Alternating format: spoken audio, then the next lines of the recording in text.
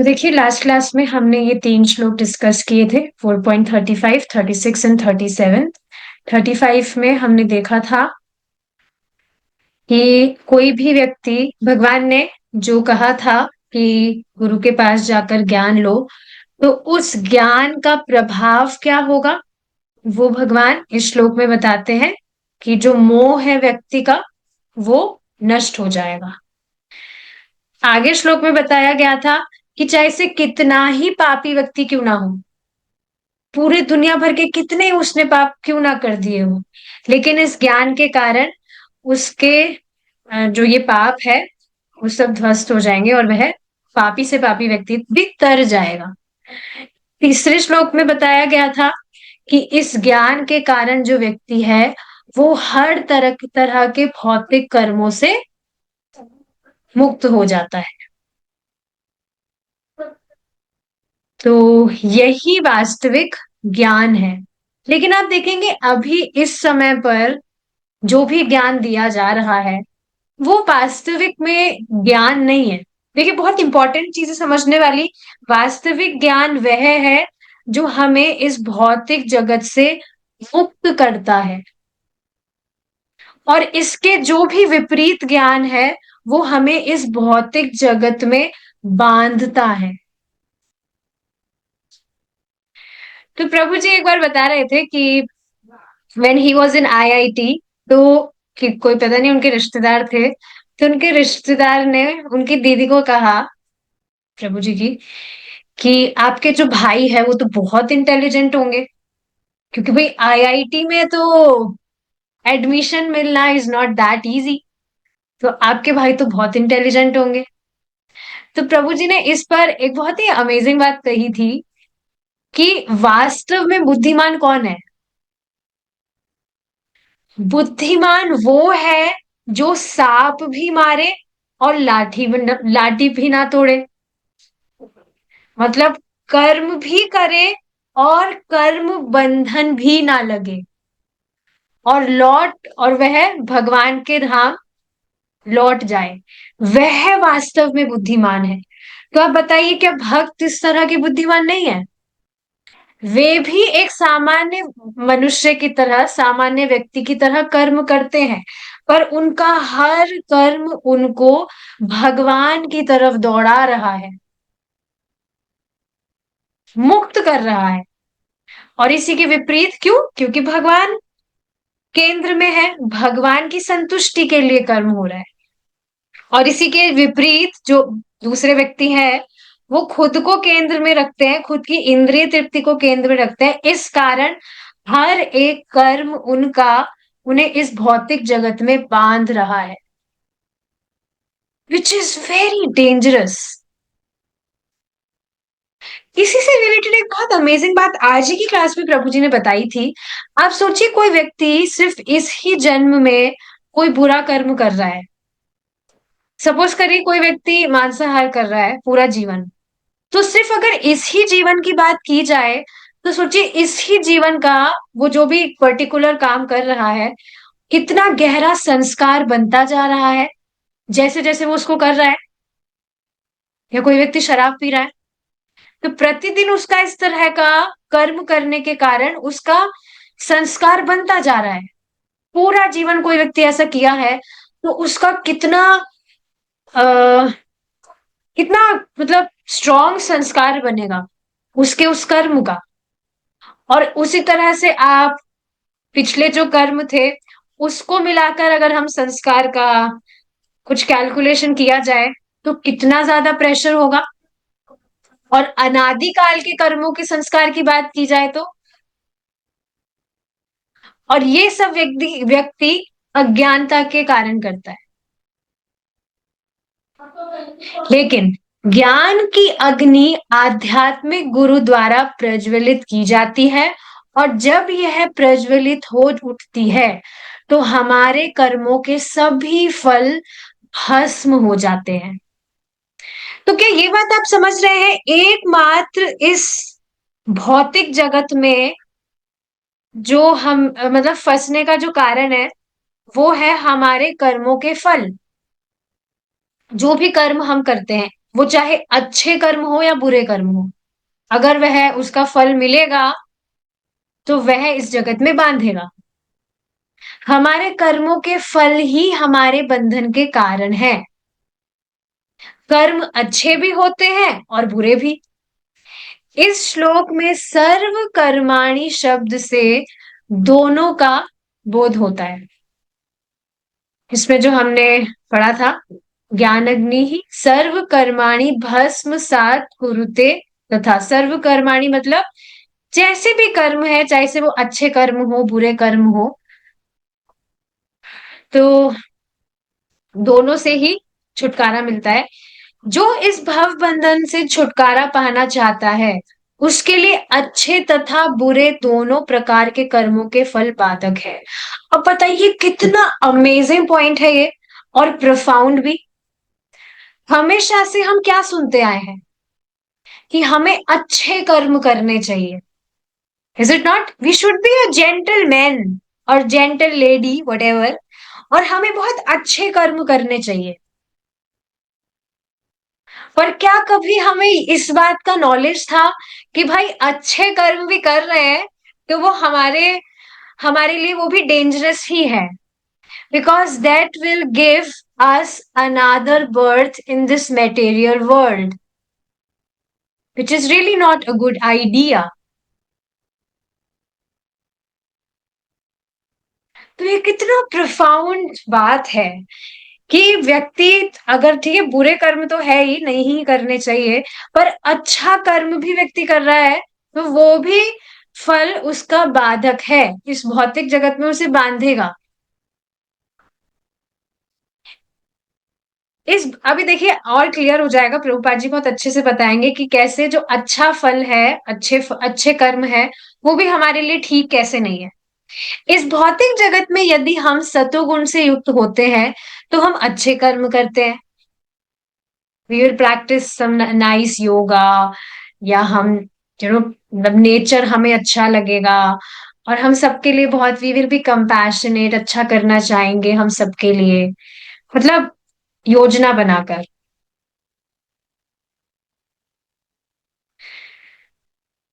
तो हाँ, अच्छे कर्म कराता है, दान वगैरह करेगा व्यक्ति, और दूसरों की सहायता करेगा। वो कुछ भी हो सकता है, भक्ति की यहाँ बात नहीं हो रही है। यदि हम रजो तथा तमो गुण से युक्त होते हैं तो बुरे कर्म कर तो हम बुरे कर्म करते हैं। किंतु क्योंकि दोनों ही गुण जो है वो आपको पता है कि हमें प्रेरित करते हैं। रजोगुण में अगर व्यक्ति है तो वो और ज्यादा, मतलब उस प्रेरित होगा वो कि वो ऐसा कार्य करे जिसमें उसको बहुत मेहनत करनी पड़े, बहुत पैसा कमाना, या जो भी बाकी सारी चीजें, बहुत मेहनत करना। और तमोगुण, ये जो भी चीजें हैं तमोगुण में, आपको पता है सारी खराब खराब जो भी आदतें होती है, तो इससे ये जो दोनों गुण है, ये व्यक्ति को प्रेरित करता है बुरे कर्मों के लिए। किंतु जो कृष्ण भावना में होने जा रहे हो, उनके लिए अच्छे या बुरे कर्म करने की आवश्यकता नहीं है। क्यों? क्योंकि ऐसे लोगों के लिए, मतलब भक्तों की बात हो रही है, उनके लिए जो कर्म है वह कृष्ण के लिए होते हैं। भक्त ना अच्छे कर्म करते हैं ना बुरे कर्म करते हैं, वे कृष्ण कर्म करते हैं, मतलब भक्ति करते हैं भगवान की। अच्छे कर्म से हम किसी राजसी या धनी परिवार में जन्म पा सकते हैं। और देखिए ये वापस से डिस्ट्रैक्शन का कारण बनेगा कि नहीं। देखते ही है किसी भी व्यक्ति के पास में अगर धन आ जाता है तो वो कितना लोभी हो जाता है, और अहंकार भी उसको आ जाता है कि भाई धन है मेरे पास में तो मैं कुछ भी कर सकता हूँ, आई हैव पावर्स, कुछ भी मैं कर सकता हूँ। तो यह मतलब ठीक चीज नहीं है। या कोई व्यक्ति है, उसको अगला जन्म मिलेगा तो सुंदर शरीर प्राप्त हो जाएगा। तो ये सारी जो चीजें हैं ये वास्तव में मिथ्या अहंकार बढ़ाने वाली है। Which is not good for one's spiritual life. और बुरे कर्म से हमें पशु जगत में या निम्न मानव कुल में जन्म मिल सकता है। किंतु पशु जगत मतलब आप समझ रहे हैं, एनिमल सोसाइटी। किंतु कुछ भी हो, जन्म का अर्थ ही बंधन है। और जो कोई कृष्ण भावनामृत के लिए प्रयत्नशील रहता है, वह तो आवागमन के बंधन से मुक्ति हेतु प्रयत्नशील होता है। तो वास्तव में बंधन ही ये जन्म है। तो ना व्यक्ति को अच्छे कर्म करने के लिए मतलब प्रेरित होना चाहिए, और बुरे कर्म तो वैसे भी करने ही नहीं है। उसको बस किस चीज के लिए प्रेरित होना चाहिए कि वह कृष्ण के लिए कर्म करे, वह कृष्ण भावना भावित होए, और उससे वह इस भव बंधन को पार कर सकता है। यदि किसी को अपने भौतिक क्लेशों से छुटकारा ना मिल पाए, तो धनी या राजसी कुल में जन्म लेने से क्या लाभ। समझ रहे हैं इस चीज को आप। देखिए, कोई भी व्यक्ति कितना ही धनी क्यों ना हो या कितना ही फेमस क्यों ना हो, वह उसको बीमार होना ही पड़ेगा। उसको वृद्धा अवस्था आएगी ही। कोई भी व्यक्ति नहीं बच सकता है। जैसे इसी से मुझे एक बात याद आ रही है। एक बार कोई व्यक्ति थे, एक्चुअली अब वे सन्यासी हैं, लेकिन वे खुद ही बता रहे थे कि पहले when he was not in Krishna consciousness, तो बाहर विदेश में भक्त प्रचार कर रहे थे। तो वो जो व्यक्ति थे, वो मतलब भक्तों से उन्होंने देखा भक्त इस तरह से प्रचार कर रहे हैं, तो उनसे बात बात की। तो वो कहने लगे कि तुम लोगों को वास्तव में लाइफ एंजॉय करना नहीं आया, इस वजह से तुम कहते हो कि भौतिक जगत में कुछ नहीं रखा है, ये नहीं है, वो नहीं है। और देखिए, इस चीज को मैं खुद सेंस करती हूँ। किस चीज को? कि कोई भी व्यक्ति भक्ति कर रहा है, तो कोई भी अभक्त जो है, भौतिकतावादी व्यक्ति जो भक्ति बिल्कुल भी नहीं किया है, वह कभी भी इस बात को समझ ही नहीं सकता है कि एक भक्त भक्ति करके कैसी अनुभूति उसको हो रही है, क्या अनुभव वह कर रहा है। एक अभक्त कभी भी उसको समझ ही नहीं आ सकती ये चीज। और इस वजह से वह समझता है कि अरे ये तो बेचारे टाइम खराब कर रहे हैं, पूरा अपना जो लाइफ है उसको वेस्ट कर रहे हैं, बिल्कुल कुछ एंजॉय करना आता ही नहीं है इन लोगों को। मैं खुद इस चीज को मैं देखती हूँ, मतलब like any person who is not a devotee, वो यही चीज सोचता है, उसको समझ ही नहीं आती है बिल्कुल ये चीज, कि कैसे व्यक्ति भक्ति करके प्रसन्न हो सकता है। और इसका क्या कारण क्या है, जो आगे प्रभुपाद जी बताएंगे, या अभी भी बताई है, कि ज्ञान की जो अग्नि है वह प्रज्वलित नहीं हुई, इस कारण से वो इस बात को समझ ही नहीं पाते।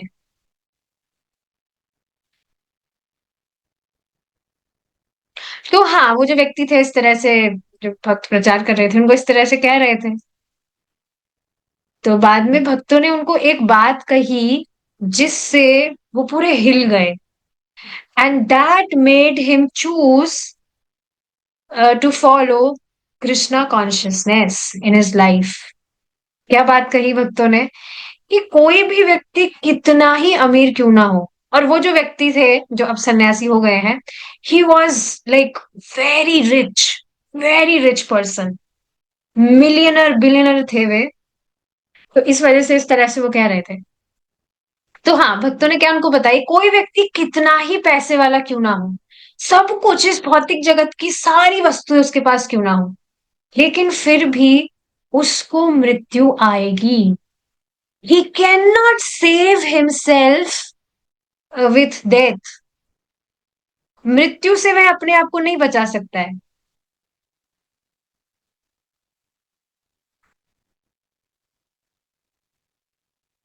इस वजह से देखिए, प्रचार करना चाहिए, किस व्यक्ति को कौन सी बात हिट कर जाए जिसकी वजह से उसका पूरा जीवन परिवर्तित हो सकता है। We have no idea.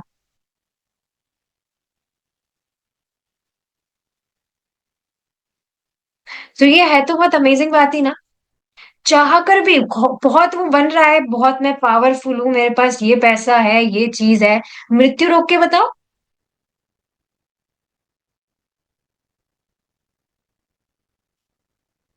तो जब ये मतलब बात बताई गई है, तो फिर व्यक्ति जिज्ञासु होगा, या मतलब मृत्यु से बचा भी जा सकता है, या इसका कुछ सोल्यूशन भी है।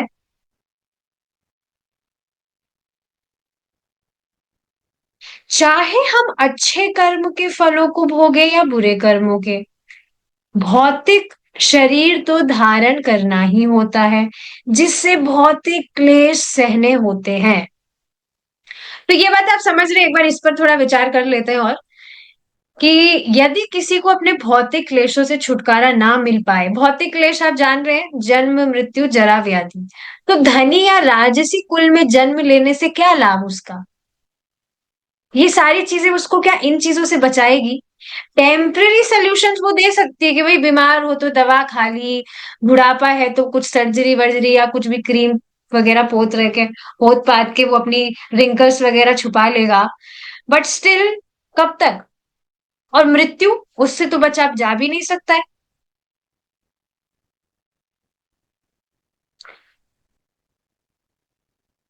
तो यही चीज है। कृष्ण की दिव्य सेवा में संलग्न होने पर हम वास्तव में जन्म तथा मृत्यु के चक्र से छूट जाते हैं। So here is a solution.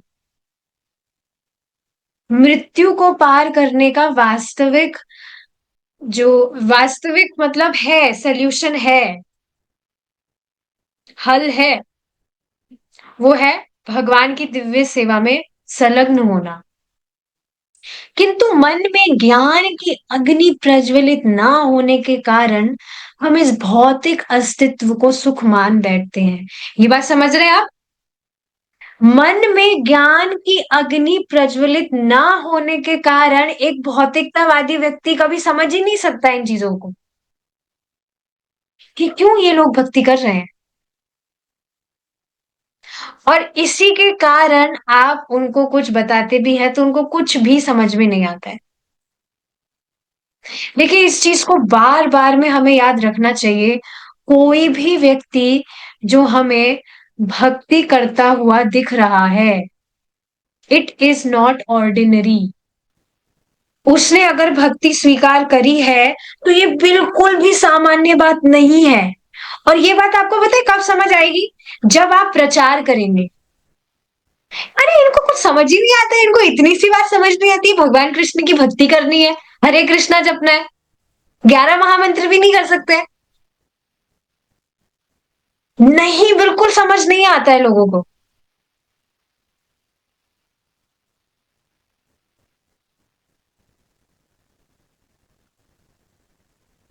एक कुत्ता या एक सुअर यह नहीं समझ पाता कि वह कितना कष्टप्रद जीवन बिता रहा है, और क्या ये उसकी एक दयनीय स्थिति नहीं है? आप खुद बताइए, एक कोई व्यक्ति है, मनुष्य की बात हो रही है, वो मनुष्य जीवन प्राप्त किया है, लेकिन उसके बाद में भी वो कहीं सड़क पर घूम रहा है और कचरे में कुछ ढूंढ रहा है वो।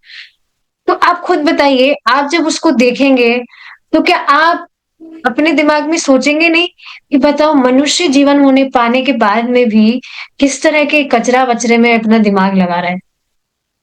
अब उसका पिछला जो कर्म था, उसके कारण वही कर्म तो उसको प्रेरित कर रहा है ना, जो वो इस तरह से कचरे में बुद्धि लगा रहा है। तो ये क्या उसकी दयनीय स्थिति नहीं हुई? वो समझ नहीं पा रहा है। जैसे कल कल की बात है शायद, when I was about to go to sleep, तो अचानक से पता नहीं, बहुत बार ऐसा होता है, फ्लैशबैक होता है, पहले की काफी सारी चीजें एकदम से याद आने लगती है। तो मुझे पहले की एक बात याद आ रही थी, कि पहले मतलब भक्ति से पहले की बात। आप देखेंगे, जो लोग हैं वो अलग अलग तरह के कुछ वीडियो शूट करते हैं, उसमें अलग अलग तरह के वो स्टंट्स करते हैं, और जो वास्तव में डेंजरस होते हैं। थोड़ा भी अगर बैलेंस बिगड़ा, तो व्यक्ति अपना देह तक त्याग सकता है, उसकी मृत्यु मृत्यु तक को वो प्राप्त कर सकता है, उसकी थोड़ा भी वो जो भी स्टंट्स वगैरह करता है। तो मुझे पहले के दिन याद आ रहे थे that like we were also trying to do all this things. कि आपने देखा है वो जो लकड़ी की जो सिड्डी होती है, क्या बोलेंगे उसको, लैडर, मतलब वो होती है, एक अलग से होती है, तो उसके ऊपर चढ़कर कोई व्यक्ति उल्टा टंग जाए। तो पता नहीं मैं इसको कैसे समझा पाऊंगी, यहाँ पे कुछ डायग्राम भी नहीं है, पर आप समझिए जो मैं बता रही हूँ। उस पर वो चढ़कर अपने पैरों को इस तरह से करके वो उल्टा टंग जाए कि उसका जो सिर है वो नीचे जमीन की तरफ हो, और उसके पैर मतलब उसको उसने मतलब अटकाया हुआ है उस सीढ़ी में, और वो उस तरह का स्टंट दिखा रहा है कि देखो मेरी बॉडी कितनी फ्लेक्सिबल है। या ऊपर दीवार पर वो जो भी कुछ क्या बोलते हैं उसको, टांड वगैरह होती है, उस पर अपना हाथ रखकर वो उस पर कुछ पुलअप्स वगैरह कर रहा है, दिखाने के लिए कि देखो मैं कितना मतलब एक्टिव हूं, मैं कैसे कुछ भी एक्सरसाइज कर सकता हूँ। पर सोचिए जरा सा भी उसका बैलेंस बिगड़े तो गया। तो ये कितनी ज्यादा भयानक स्थिति है वास्तव में, कि मनुष्य जीवन व्यक्ति को मिला है, लेकिन वो इस तरह की अतरंगी चीजें कर रहा है, और जिससे पता नहीं अगले ही क्षण वो मृत्यु को भी प्राप्त हो सकता है।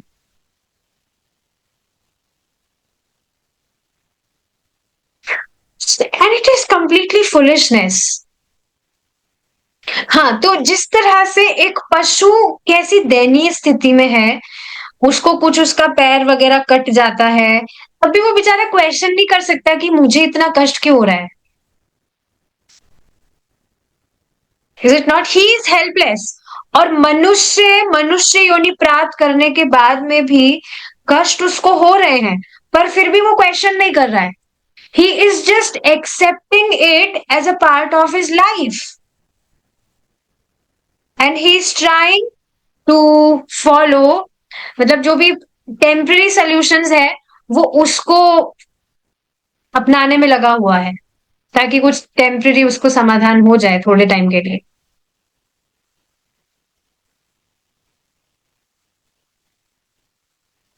तो जिस तरह से आप देखेंगे, बिल्कुल देखिए सेम बात है, अगर आप इस पर विचार करेंगे तो एक पशु यहाँ पर जिस तरह से प्रभुपाद जी बता रहे हैं, बिल्कुल एक जो मनुष्य है, जो बिल्कुल भी नहीं सोच पा रहा है कि मुझे मनुष्य जीवन क्यों मिला है, मुझे क्या करना चाहिए, उसकी स्थिति बिल्कुल इस पशु की तरह है। एक बार आप उसको यहाँ पर रख के देखिए, जो जो भी मनुष्य है।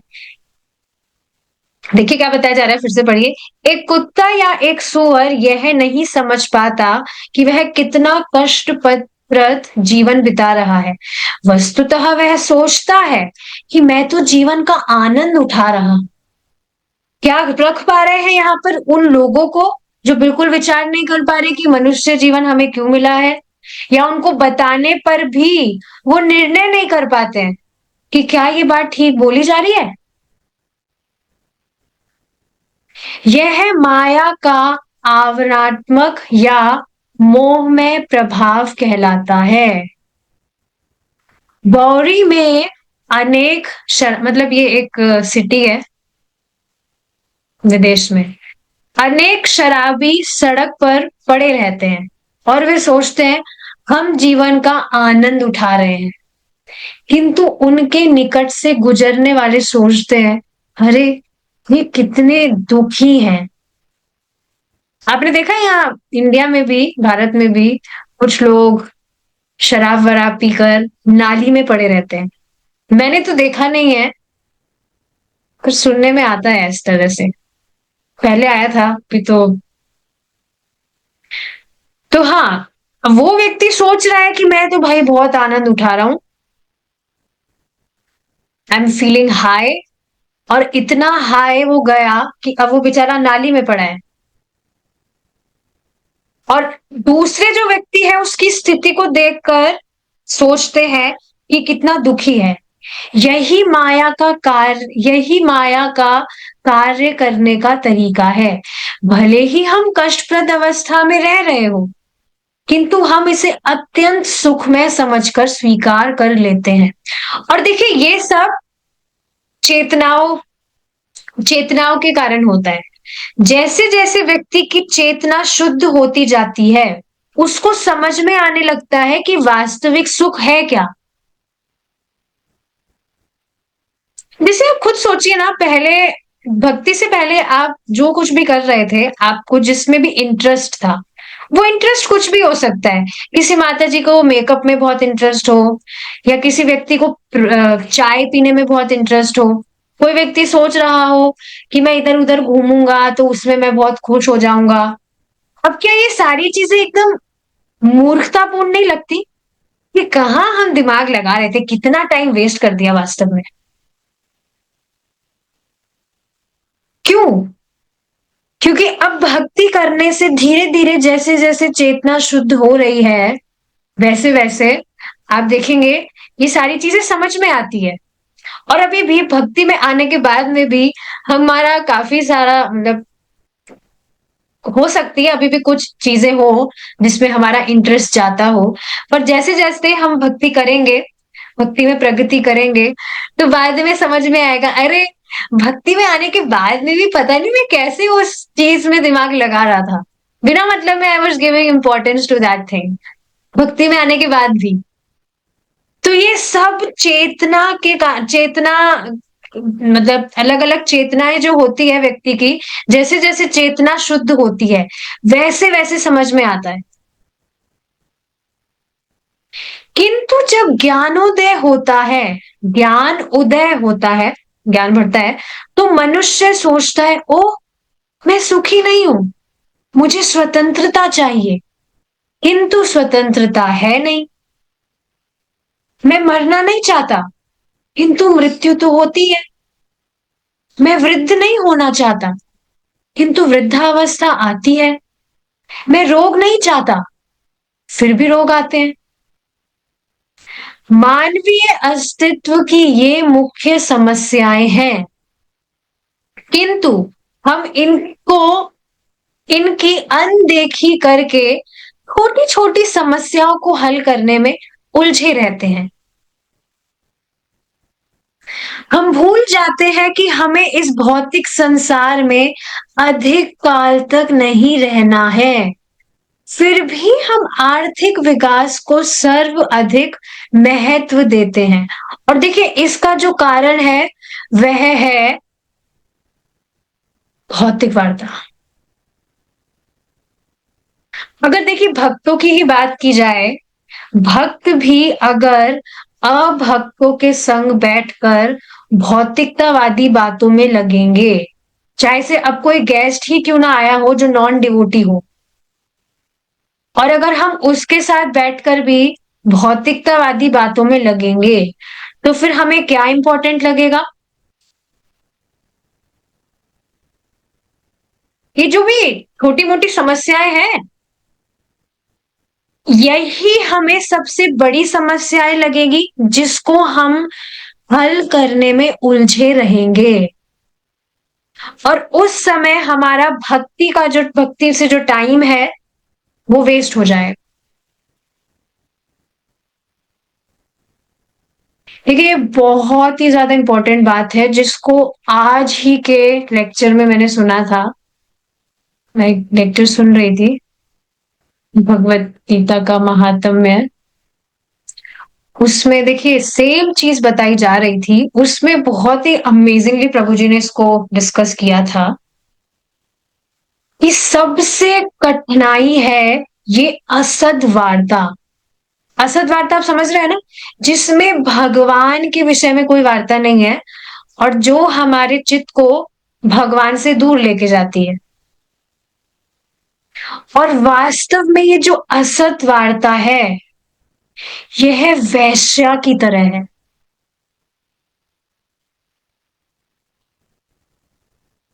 आप खुद देखेंगे कि जितना आप असत वार्ता से बचते हैं, you become very powerful with in a day. देखिए आप एक दिन ऐसा करके देखिएगा, परसों आप कर सकते हैं, परसों एकादशी है, या एकादशी को तो आप पूरे दिन जप करते हैं। आप कोई एक दिन छुट्टी लीजिए सभी कामों से, कुछ भी काम नहीं करना है उस दिन आपको। सारे घर के कामों से भी छुट्टी ले लीजिए। या ठीक है, घर के काम माता जी तो कैसे छोड़ेंगी, घर के जल्दी से काम खत्म वतम करके एक दिन आप ऐसा निकालिए जिस दिन आप कुछ भी एक्स्ट्रा कुछ भी काम नहीं करेंगे, और ज्यादा से ज्यादा आप अपने श्रवण और कीर्तन में कंसंट्रेट करेंगे। सिर्फ एक दिन आप ऐसा करके देखिए, पूरा दिन आप कभी भगवत गीता पढ़ रहे हैं, कभी भागवतम श्रवण कर रहे हैं, बिल्कुल भी फालतू बात नहीं कर रहे उस दिन, बिल्कुल भी प्रजल्प नहीं, बिल्कुल आपने मौन ले लिया प्रजल्प से, और एक दिन में ही आपको रिजल्ट मिलेगा।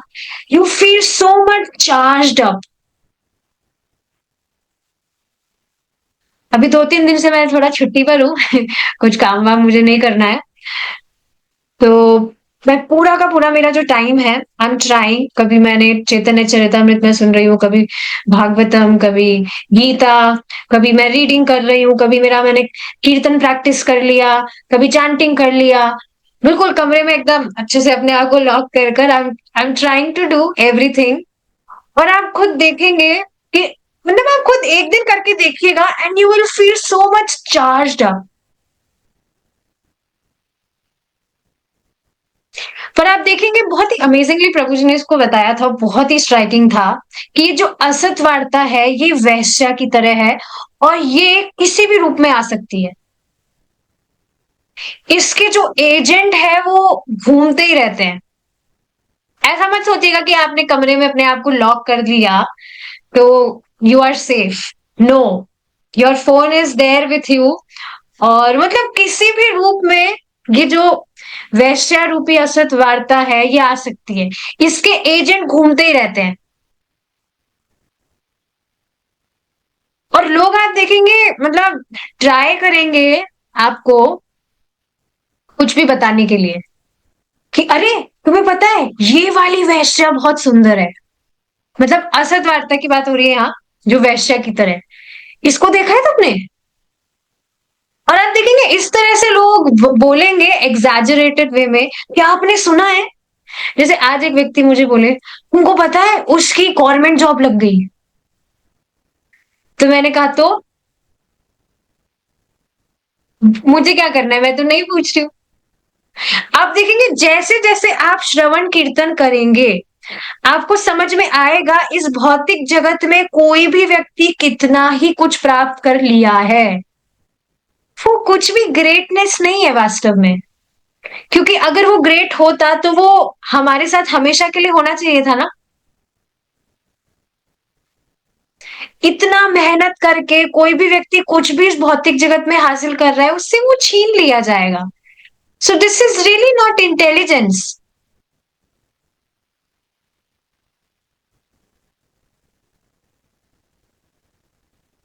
क्या दिखने लगा है आपको ये? So we should be very very careful. इसको बस एकदम काफी बातें जो स्ट्राइकिंग है उसको तो लिख लेना चाहिए।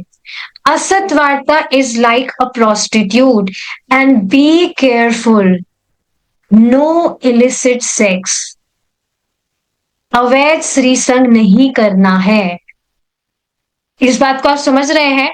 अवैध मतलब असत वार्ता से जितना हो सके बचने का प्रयास करना है।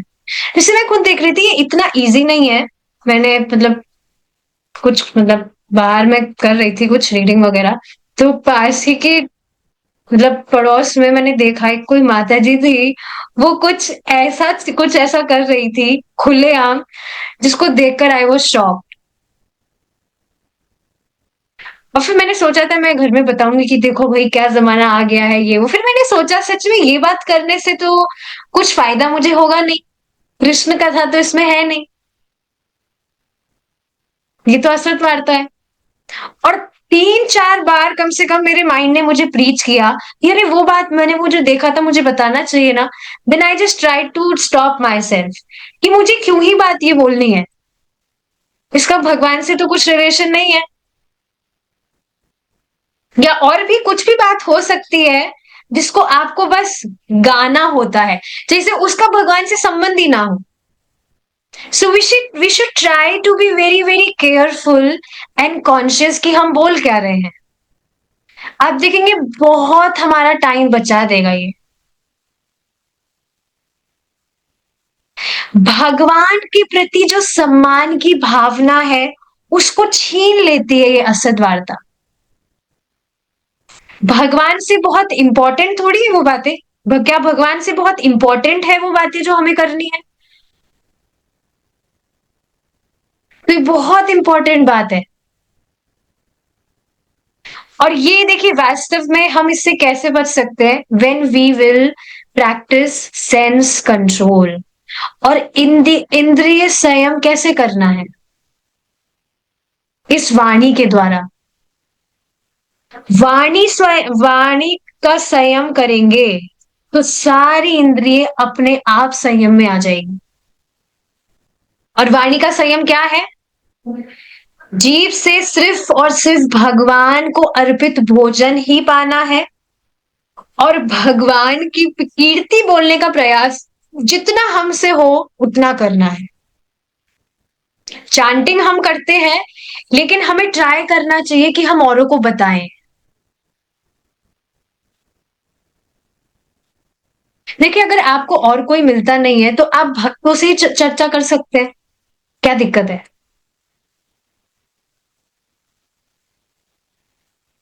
किसी भी भक्त को पकड़ लीजिए आप, और आपको कुछ भी शास्त्र पढ़ना है या कोई रिकॉर्डिंग सुननी है तो आप साथ में पढ़ सकते हैं, सुन सकते हैं। जैसे एक भक्त है, तो मेरा चैतन्य चरितमृत सुनने का मन था, सुनाओ, she is associating with me, मतलब वो मुझे एक तरह से हेल्प कर रही है, हम दोनों साथ में सुनते हैं and we try to discuss जब हम रीडिंग करते हैं। इस तरह से आप किसी को भी पकड़ सकते हैं, किसी भक्त को पकड़िए। अगर कोई अभक्त मतलब नहीं सुन रहा है आपकी बात, तो आप किसी भक्त के साथ में कर सकते हैं चर्चा। लेकिन आप इस तरह से खुद देखेंगे, इस तरह से आप करेंगे तो बड़ी तीव्रता से प्रभाव होगा। तो यही चीज है, हमें ट्राई करना चाहिए, नहीं तो हमारी जो छोटी छोटी समस्याएं हैं ये हमें बहुत बड़ी लगती है और हम बस उनको हल करने में उलझे रहते हैं। एक और बहुत ही अमेजिंग रिफ्लेक्शन मुझे आया था, जो आप खुद भी ट्राई करिएगा। अपने आसपास आप किसी भी व्यक्ति को देखेंगे जो दुखी है, चेक कीजिए क्या वो कृष्ण का भजन कर रहा है। और क्योंकि वह कृष्ण का भजन नहीं कर रहा है, इस ही वजह से वह दुखी है। इसी से रिलेटेड एक बहुत अमेजिंग बात मैं आप सबको बताना चाहती हूँ, जो मुझे आज ही पता लगी। मैंने बताई थी शायद पहले की बात, कि जो लॉस एंजलिस है अमेरिका में, जहां पर वो भक्त रहते हैं विदेश में, तो उनके वहां पर मतलब आग लग गई है हर जगह। बहुत ज्यादा मतलब डिजास्टर सा हो गया है, हर जगह आग ही आग लग गई है। तो मुझे पहले तो पता नहीं था कि किस कारण से ऐसा हुआ हुआ होगा, न्यूज व्यूज तो मैं देखती नहीं, उन्होंने मुझे बताया था किस तरह से बहुत खराब स्थिति हो रही है। पर आज मैंने एक रील देखा था भक्त के द्वारा ही, सो दैट माता जी वॉज टेलिंग दिस थिंग, कि अभी न्यूज में चल रहा है कि लॉस एंजलिस में बहुत तेज मतलब अग्नि मतलब आग फैल गई है, और उसका कारण क्या है वो किसी को मालूम ही नहीं चला अभी तक, कि कैसे एकदम से इतनी आग लग गई वहां पर। बाद में रीजन क्या पता लगता है, मतलब ऑफ कोर्स न्यूज में ये बात नहीं आई है, पर हाँ ये चीज पता लगी कि वहां पर कोई अवार्ड, गोल्डन अवार्ड कुछ सेरेमनी थी वहां पर। तो वहां पर जो भी ग्रुप था लोगों का, उन लोगों के बीच में जो भी कॉन्वर्सेशन हुई उसमें वे भगवान का मजाक बना रहे थे। They were offending God, that God who is the creator of this universe, he is, मतलब बहुत मतलब कुछ भी ऑफेंड वगैरह कर रहे थे, वो कुछ अपशब्द बोल रहे थे भगवान के लिए। 2 दिन पहले, उसके 2 दिन पहले की बात है जब ये इंसिडेंट हुआ। और फिर उसके मतलब दूसरे दिन ही आप देखेंगे इस तरह से दो इंसिडेंट हुआ। और इसी से रिलेटेड अगर आपको ये बात पता हो, टाइटैनिक शिप की, जिसमें उसके जो जो भी कैप्टन वगैरह थे, उन्होंने खुद ने क्या कहा था, that even God can not sink this ship. तो भगवान बोले अच्छा अच्छा, मुझे चैलेंज करोगे, लो भाई। और आप देखिए पूरा जो वो जहाज था, पूरा का पूरा वो डूब गया था, लोग भी उसमें जो थे डूब गए थे सब। तो मतलब ये जब मुझे न्यूज, मैंने आज न्यूज नहीं बोलेंगे पर जो भी मैंने वो सुना, आई वॉज कंप्लीटली शॉक्ड कि क्या ये रीजन था। और खुद वो जो माता जी थी उसमें, जो भी क्लिप उसमें शेयर हुआ था, वो इतना प्राउडली कह रही थी दैट या this is godless country and we are this that, जो भी वो बात कह रही थी। तो देखिए समझना चाहिए that God is a conscious person, he is very very conscious. भगवान हर चीज जानते हैं कि कौन व्यक्ति क्या कर रहा है, क्या बोल रहा है। And anyone if he is offending God, then he will have to bear the circumstances, वो बच नहीं सकता है। तो इस तरह से they were kind of challenging God, या उन्होंने भगवान के प्रति जो भी अपराध किया, तो उसकी वजह से उनको ये सब, इन सब से गुजरना पड़ रहा है।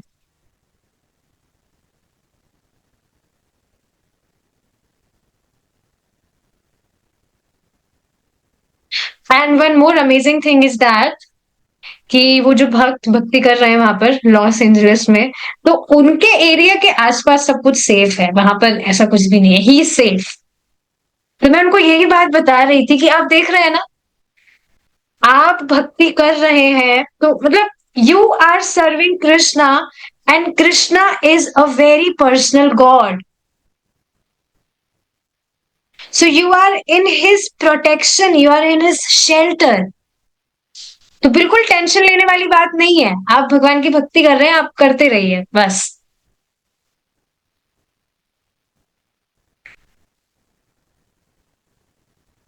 एक और एक कोट आज एक भक्त ने भेजा था एक ग्रुप में, जिसमें कौन थे, कोई, टाइम बहुत ज्यादा हो गया है, पर एक बार ये चीज हम डिस्कस करके रुकेंगे।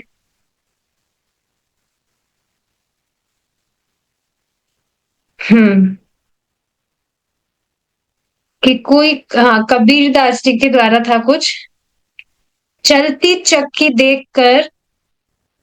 अच्छा ठीक है, इसमें मतलब बताया गया था कि वो जो कबीर दास जी थे वो देख रहे थे कि कैसे ये जो पूरा वर्ल्ड है, ये काल शक्ति के प्रभाव से, जैसे एक चक्की में गेहूं पिस जाते हैं, तो उस तरह से काल शक्ति के द्वारा पूरा का पूरा ये जो जगत है, ये किस तरह से पिस गया है, तो इस पर वो लेमेंट कर रहे थे। लेकिन बाद में उनके जो शिष्य थे, कमाल, कमाल ही लिख रहा है, यस, तो वो हंसते हैं ये नोट करते हुए कि जो बीच में कुछ जो गेहूं थे, दे रिमेन अनटच्ड, उनको मतलब उनको छुआ भी नहीं गया।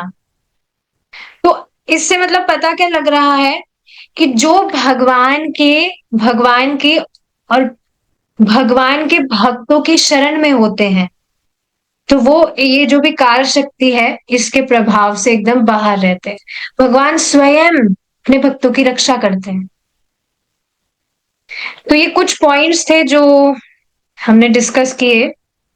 आगे का जो डिस्कशन है, अगर भगवान ने चाहा तो हम कल कंटिन्यू करेंगे। ठीक है, we will stop here now. वो तो हमने भी किया है, क्या किया है, स्टंट्स, ओके। पर हाँ, वो सब मूर्खता ही थी, उससे क्या ही होता है, very dangerous. Anyways, thank you so much for joining, we will stop our discussion here. Hare Krishna, जय श्रीला प्रभुपाद।